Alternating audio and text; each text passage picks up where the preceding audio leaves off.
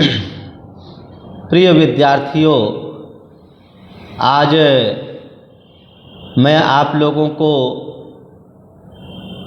छायावाद की कवित्री महादेवी वर्मा की दूसरी रचना सब आँखों के आंसू उजले, यह एक गीत है, इसकी व्याख्या करूँगा।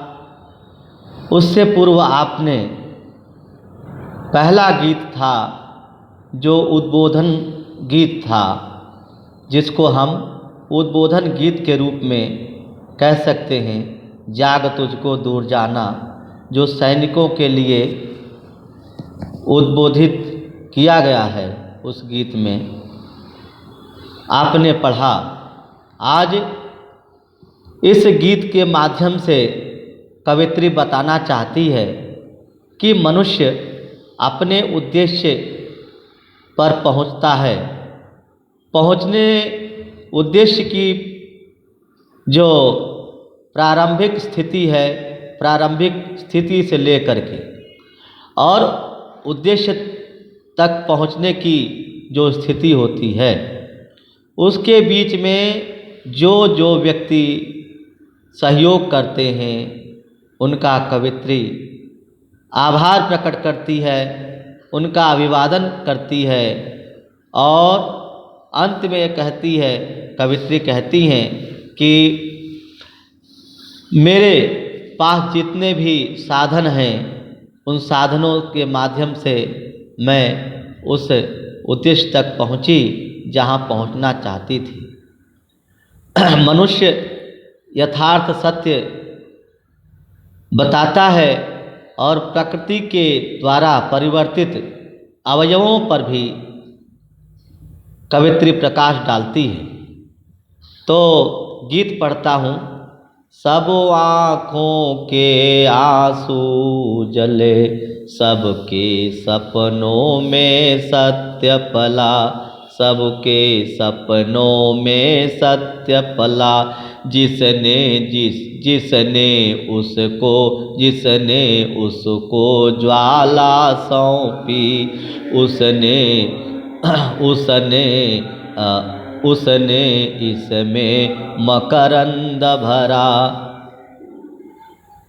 आलोक लुटाता वह घुल घुल, आलोक लुटाता वह घुल घुल देता झर, यह सौरभ बिखरा, दोनों संगी पथ एक किंतु, दोनों संगी पथ एक किंतु, कब दीप खिला, कब फूल जला। अब इन पंक्तियों का आशय देखिएगा विद्यार्थियों, कि वास्तव में जब हम मंजिल को प्राप्त करते हैं और मंजिल प्राप्ति के बीच में जो स्थिति होती है, उसमें सत्य प्रदर्शित होता है, सत्य आभासित होता है और सब आँखों के आंसू उजले। सभी आँखों के आंसू जो है कैसे होते हैं? श्वेत होते हैं, सफ़ेद होते हैं, बिल्कुल निर्मल होते हैं। उनमें किसी प्रकार का आंसुओं का अभिप्राय यहाँ पर परिश्रम के जलबिंदु से है, परिश्रम के आंसू परिश्रम के जलबिंदुओं से है। तो ये सब जो है बिल्कुल स्वच्छ है और सबके सपनों में सत्य पला। सबके सपनों में जो स्वप्न देखे थे, जो स्वप्न साकार नहीं हुए और साकार होने को हैं, साकार हो रहे हैं, वे जो स्वप्न हैं वो सत्य से परिपूर्ण हैं। वे जो सत्य हैं, वो जो सपने हैं वो सत्य से परिपूर्ण हैं और सच्चाई हर जगह है। हाँ, सच्चाई जो है कभी छुप नहीं सकती। और जिसने उसको ज्वाला सौंपी, जिस व्यक्ति ने उसको क्या, सत्य को ज्वाला सौंपी, ज्वाला सौंपी अर्थात कष्ट दिया, परेशानियां खड़ी की, उसने इसमें मकरंद भरा और उस व्यक्ति ने उनमें मकरंद भर दिया अर्थात फूलों का रस भर दिया। आनंद उनका जीवन आनंद में परिवर्तित कर दिया, आनंदमय जीवन में परिवर्तित कर दिया। और आलोक लुटाता वह घुल घुल, और आलोक का मतलब होता है प्रकाश। आ उपसर्ग है, अलोक शब्द है, लोक मूल शब्द है। अलुक से बनता है लोक, लुक धातु है, लुक धातु। लुक अंग्रेजी का शब्द नहीं, लुक जो है, लुक का अर्थ होता है देखना। लोकयति, लोकयतः, लोकयंती ऐसे चलता है। आलोकयति, आलोकयतः, आलोकयंती ऐसे रूप चलता है। तो आलोक का मतलब यहाँ पर प्रकाश से है। प्रकाश, चमक, आभा। सत्य जो है आलोक लुटाता, सत्य जो है आलोक लुटाता है, प्रकाश बिखेर देता है। और घुल घुल कर बिल्कुल मिलजुल करके देता झर यह सौरभ बिखरा। सौरभ का मतलब होता है खुशबू, सुगंध बिखरा देता है। और दोनों संगी पथ एक, किंतु दोनों संगी कौन? दोनों साथ साथ चलते हैं। एक तो परेशानियां दूर करता है, एक परेशानियां खड़ी करता है। एक परेशानी दूर कर रहा है, एक परेशानी खड़ी कर रहा है। पथ एक, रास्ता एक है, मंजिल एक है। उसका कार्य है परेशान करना, उसका उद्देश्य परेशान करना, और उसका उद्देश्य है परेशानियों को दूर करना। एक श्लोक में कहा गया है, भर्तृहरि ने कहा कि विद्या विवादाय धनम मदाय शक्ति परेशान परिपीडनाय खलस्य साधुर विपरीतमेतत् ज्ञानाय दानाय च रक्षणाय। जिसके पास विद्या विवाद के लिए होती है, दूसरों को परेशान के लिए होती है, वो दुष्ट होते हैं। जिसके पास विद्या ज्ञान के लिए होती है, धन दान के लिए होता है, और जो है दूसरों, और शक्ति दूसरों की रक्षा के लिए होता है, वो साधु प्रवृत्ति का होता है। तो यहाँ पर कवित्री ने बताया है कि एक ही रास्ता है कि एक दूसरों को परेशान करना, और एक जो है परेशानियों को दूर करना। और किंतु पथ कब फूल, कब दीप खिला, कब दीप जो है दीपक जो है खिल गया, कब फूल जला, कब फूल जल गया। और अगली पंक्ति देखिएगा कि वह अचल धरा को भेंट रहा, शत शत निर्झर में हो चंचल। चिर परिधि बना भूको घेरे, इसका नित कर्मशील करुणा जल। और कब सागर उर पाषाण हुआ, कब सागर उर पाषाण हुआ, कब गिरने निर्मम तन बदला। बात एक है कि वह अचल धरा, जो धरा अचल है, कभी इधर उधर हिल नहीं सकती, अचल धरा को बांट रहा, भेंट रहा। भेंटना मिलना, भेंटने का अभिप्राय यहाँ पर मिलने से है। अचल धरा को भेंट रहा, शत सौ और निर्झर झरने, निर्झर का मतलब होता है झरने।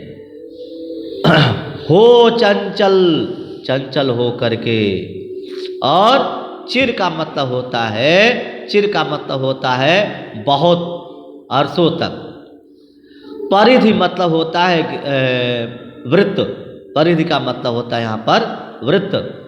वृत्त बना भू को घेरे, भू मतलब पृथ्वी को घेर करके और वृत्त बना करके और घेर रखा है। और इसका नित इसका नित उर्मिल करुणा जल, इसका नदी का नित उर्मिल, उर्मिल का मतलब होता है लहरों से युक्त, करुणा युक्त जल, करुणा रूपी जल जो है इससे युक्त है। और कब सागर उर पाषाण बना, सागर रूपी उर, सागर का मतलब होता है समुद्र बच्चों।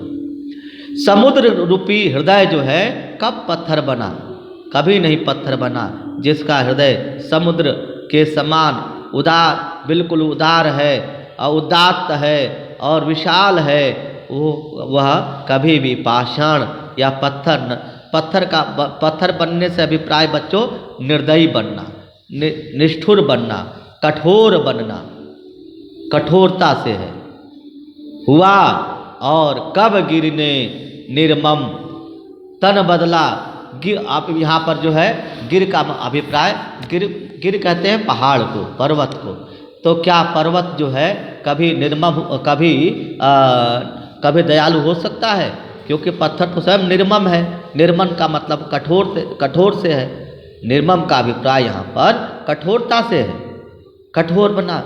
और नभ तारक साकुंडित खंड, नभ तारक साखंडित पुलकित। नभ आकाश, तारक सा तारों के समूह के समान, खंडित अलग हुआ, पुलकित मतलब जो है प्रसन्न। तो आकाश मंडल जो है तारों भरा जो है आकाश बिल्कुल अपने आप को अलग थलग और प्रसन्न दिख रहा है। यह शूद्र धरा को चूम रहा, यह कौन? आकाश। शुभ छोटी सी जो धरती है, शूद्र का मतलब होता है छोटा, शूद्र का मतलब होता है छोटा, छोटी सी धरती को चूम रहा, चूमने लग रहा है। और वह अंगारों का मधुर रस पी, अंगारों का बच्चों एक बात बताऊं, जहां हम निराशा में आशा का संचार देखते हैं, वो आशा का संचार जो है अगर मिल जाता है तो हमें जो शूल है, कांटे भी हैं, कांटे जो है फूल के में परिवर्तित हो जाते हैं, कांटे भी फूल बन जाते हैं, ये मानता हूँ मैं।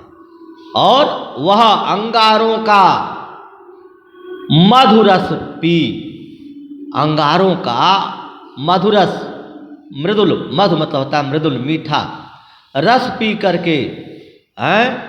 और केसर किरणों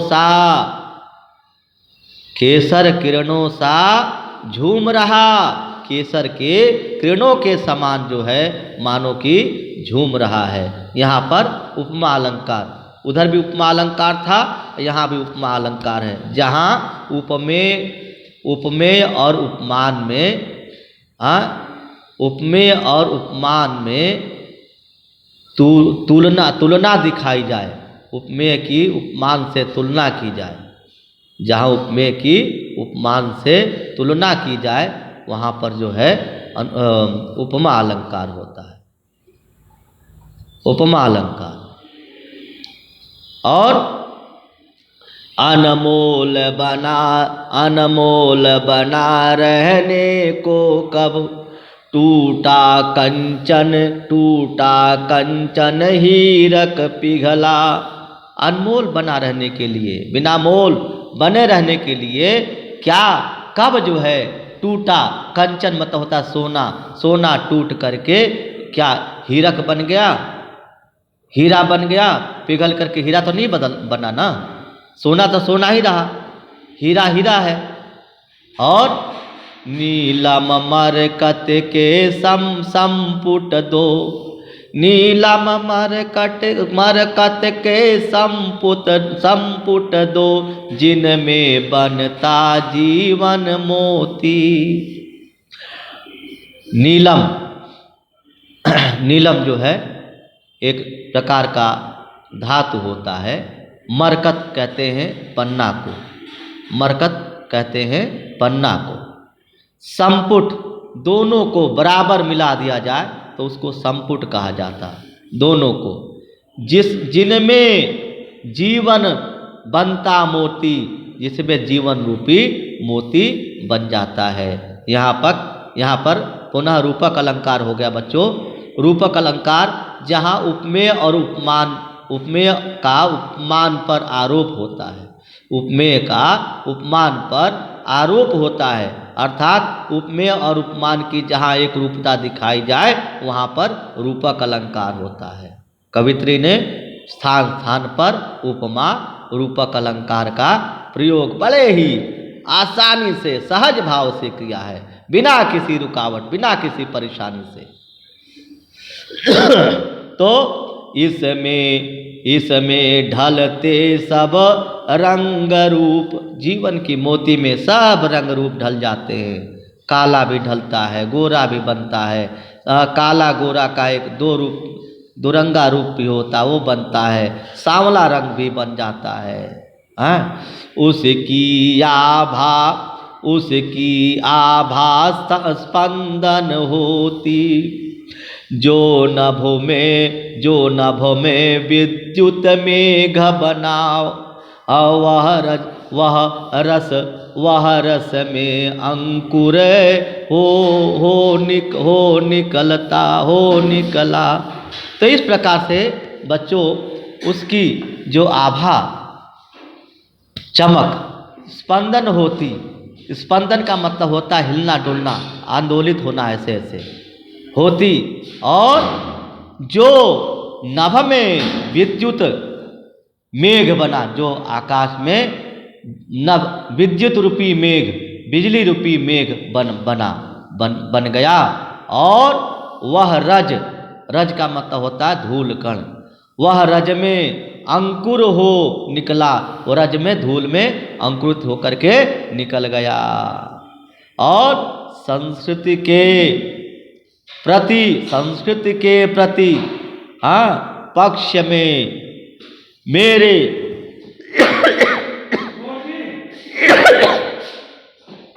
इस प्रकार से संस्कृति के प्रति पक्ष में, संस्कृति मतलब होता है संसार, संसार के प्रति, संसार के साथ।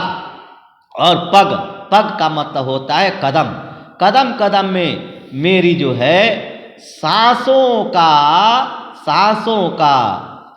नव अंकन, सांसों का नव अंकन चुन लो। मेरी सांसों का जो नए नए अंकन जो है, अंकन का मतलब होता है लेखन, अंकन का मतलब होता है छाप, अंकन का मतलब होता है छाप। नए नए छाप जो है मेरे सांसों से निकल रहे हैं, उनको चुन लो। उनको चुनने के बाद मेरे बनने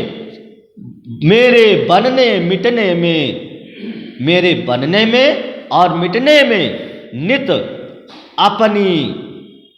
नित अपनी साधों के क्षण गिन लो। मेरे अपने जो साध हैं, अपने जो जिससे आप साध्य कार्य कर सकते हैं, उनके क्षणों को आप गिनिए और गिन करके देखिए। जलते खिलते बढ़ते जग में, क्या कवित्री ने क्या बात कही, कितना जो है कि यही शब्दायक है और जो है शब्दायन है। और शब्द चित्र किस प्रकार से बिंबों के माध्यम से कवित्री ने किया है।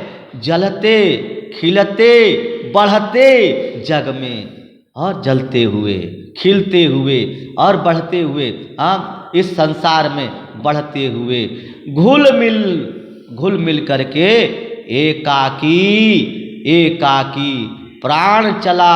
मेरा जो प्राण है, एकाकी प्राण चल पड़ा। और सपने में सत्य ढला। स्वप्न में जो है सत्य ढल गया।